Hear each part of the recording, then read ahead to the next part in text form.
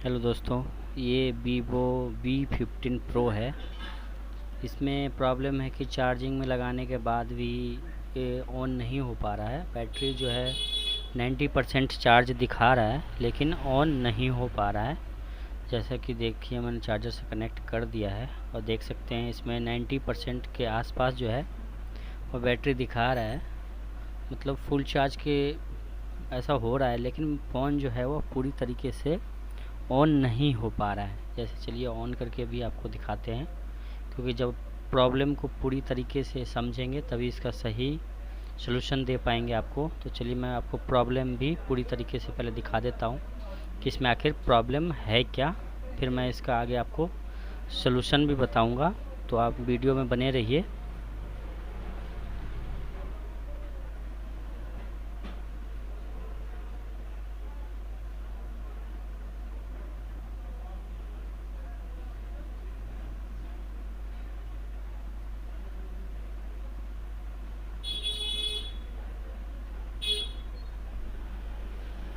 देख सकते हैं ये फ़ोन जो है वो ऑन हो चुका है, और जैसे ही इसे हम चलाने की कोशिश करेंगे वैसे ही ये स्विच ऑफ हो जाता है। कस्टमर का कहना है, देख सकते हैं जैसे हमने लॉक पिन डालने की कोशिश करा है वैसे ही ये स्विच ऑफ हो गया और फिर से दोबारा चार्ज होना शुरू हो गया। तो दोस्तों, ऐसे में इस प्रॉब्लम को फेक चार्जिंग कहते हैं, कि जैसे इसका जो है प्रॉपर बैटरी जो है वह चार्ज नहीं हो पा रहा है। इसीलिए जो है ये फ़ोन फुल चार्ज तो दिखा रहा है बट ये ऑन नहीं हो रहा है। और ऑन हो रहा है तो कितने ऐसे फ़ोन होते हैं जो चार्जिंग में लगाने के बाद चलता है और जैसे चार्जिंग रिमूव कर देते हैं वैसे स्विच ऑफ होता है। तो इसमें वो प्रॉब्लम नहीं आ रहा है। इसमें अगर चार्जिंग हम रिमूव कर दे रहे हैं फिर भी देख सकते हैं ये फ़ोन ऑन हो रहा है और ये पूरी तरीके से ऑन होगा। तो ये कुछ नया प्रॉब्लम लग रहा है। तो इसको कंफर्म करने के लिए तो हमें फ़ोन को ऑन ओपन करना पड़ेगा, फिर चेक करना पड़ेगा कि क्या प्रॉब्लम है, चार्जिंग का प्रॉब्लम है या बैटरी की प्रॉब्लम है। ऐसे कंडीशन में दोस्तों सबसे ज़्यादा मेरे एक्सपीरियंस के हिसाब से बैटरी की प्रॉब्लम आती है। आईसी वगैरह के बहुत कम प्रॉब्लम आती है, या चार्जिंग की सप्लाई कहीं से ड्रॉप हो जाती है, बैटरी सही से चार्ज नहीं हो पाता है, तब ये प्रॉब्लम आता है। तो देखिए अभी फ़ोन ये ऑन हुआ, लॉक तक एक बार पूरी तरीके से ऑन हुआ है, बैटरी पे भी जैसे चार्जिंग पे हो रहा है, और फिर ये स्विच ऑफ हो गया है। फिर इसको चलिए दोबारा ऑन करते हैं तो देख सकते हैं ये दोबारा भी ऑन हो रहा है। तो जहाँ तक है कि इसकी जो पावर आईसी है वह बिल्कुल ओके है। जहाँ तक हो सकता है कि इसकी चार्जिंग जो है वो ड्रॉप है, वो फेक चार्ज दिखा रहा है, जिसके कारण बैटरी जो है बहुत कम चार्ज है और इसको दिखा रहा है कि ये फुल चार्ज है, जिसके कारण ये फ़ोन ऑन नहीं हो पा रहा है। तो चलिए अब इसे ओपन करने के बाद ही पता चलेगा कि इसमें प्रॉब्लम क्या होता है। तो चलिए एक बार जब पूरा ऑन होने देते हैं फिर इसको ओपन करते हैं।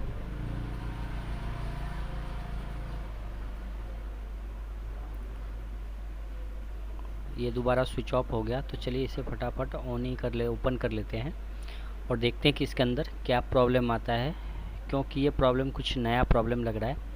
क्योंकि इससे पहले मैंने देखा है कितनी भी बैटरी में प्रॉब्लम में आता है या चार्जिंग की सप्लाई ड्रॉप होती है तो वो ऐसी तक जाती है और फ़ोन ओपन रहता है, मतलब जब तक हम चार्ज पे लगा के रखेंगे, और जैसे ही चार्जिंग रिमूव करेंगे उसके बाद ही बंद होगा। लेकिन ये फ़ोन ऐसा नहीं हो रहा है कि चार्ज पे भी नहीं चल रहा है और बैटरी पे भी नहीं चल रहा है। तो देखते हैं कि इसकी सप्लाई कहाँ ड्रॉप है। तो इसे फटाफट आप कि एसएमडी हो तो एसएमडी का सहारा ले और इसे हीट कर लेंगे। ये फाइबर है तो ज़्यादा हीट भी नहीं मारेंगे इस पर, क्योंकि ज़्यादा हीट मारेंगे तो फाइबर जो है अपना डिज़ाइन चेंज हो जाएगा। इसका डिज़ाइन की खासियत थोड़ा देख सकते हैं कितना चमक इसके पैनल में है। तो हो सकता है कि जितना आप एसएमडी को लो रखेंगे उतना सही रहेगा आपके लिए। ओपन भी हो जाएगा और किसी प्रकार का डैमेज नहीं होगा। ये ग्लास नहीं है, फाइबर है। तो चलिए फटाफट ओपन कर लेते हैं।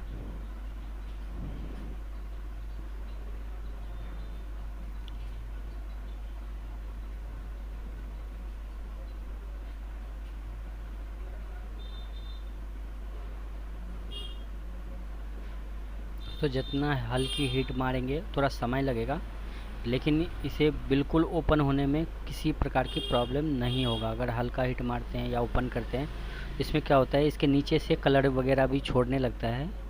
तो बहुत सारी पैनल में भी दिक्कत आ जाता है। आजकल के पैनल के पेंटिंग जो होता है वो उतने मजबूत नहीं होता, तो मैंने कितने सारे में देखा है कि कम हीट मारने पे जैसे ही हम ओपनर डालते हैं तो ये कलर छोड़ देता है, इसका कलर जो है थोड़ा फीका पड़ जाता है।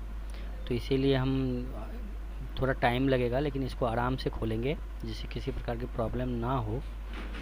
तो देख सकते हैं अभी ओपनर हमारा कितना स्मूथली जो है कट रहा है फेविकॉल, किसी प्रकार का दिक्कत नहीं आ रहा है। जो हमने आराम आराम से जो इस पर हीट लगाया है जिसके कारण ये आराम से ओपन हो रहा है।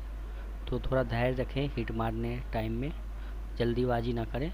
देख सकते हैं और इसका फिंगर का पत्ता भी थोड़ा डेंजरस है, तो इसको भी आराम से खोलें जिससे ये कट ना जाए, क्योंकि बहुत सारे ऐसे फ़ोन में मैंने देखा है जब रिपेयर करने के लिए आते हैं हमारे पास कस्टमर, तो उसका फिंगर का पत्ता कटा हुआ रहता है।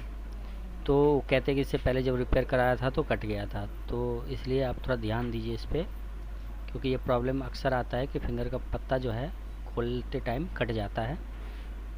तो ये सब बातें आपको ध्यान रखना होगा। तो चलिए अब इसके पेज सारे ओपन कर लेते हैं।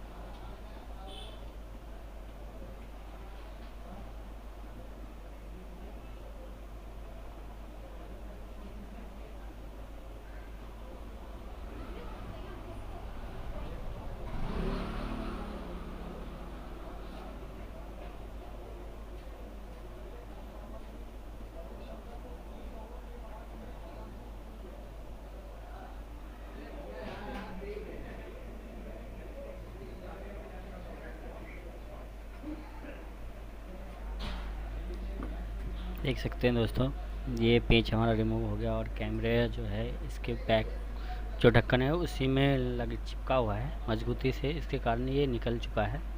तो इससे कोई प्रॉब्लम नहीं होगा, फिर इसको दोबारा हम लगा सकते हैं और ये सही से लग जाएगा।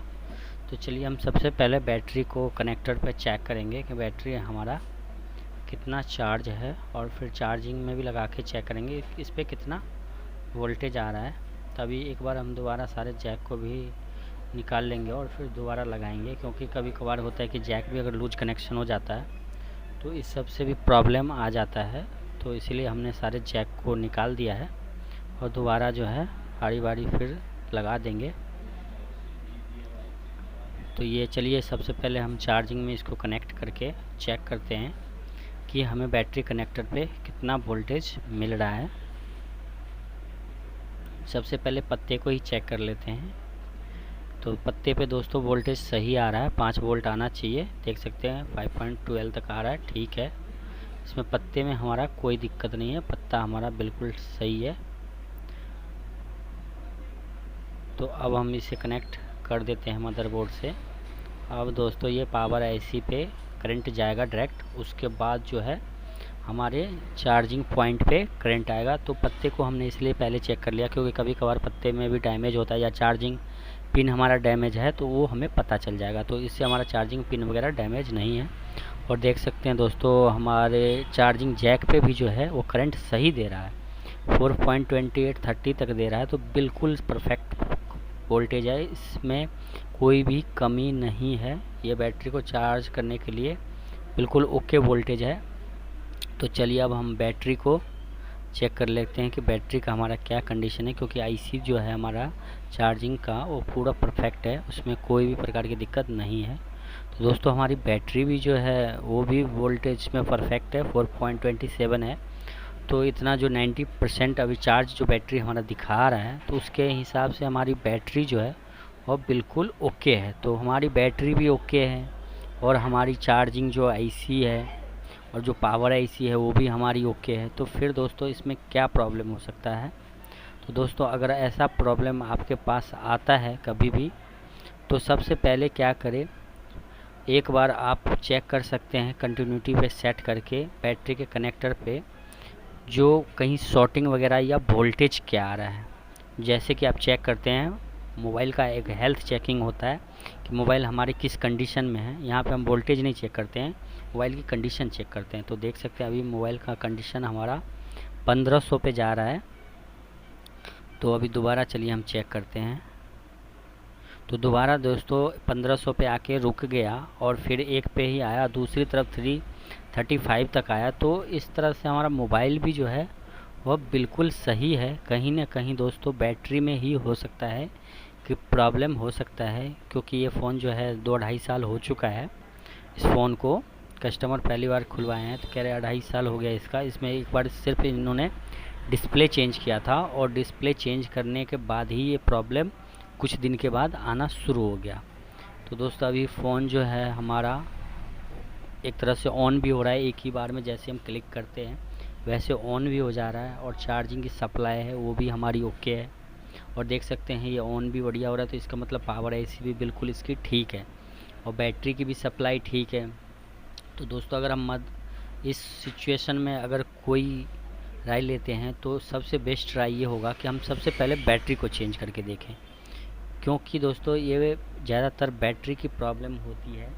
अगर पावर एसी में दिक्कत होता तो ये एक बार में फ़ोन ऑन नहीं होता, कई बार दबाने के बाद या ज़्यादा देर पुश करने के बाद ये ऑन होता।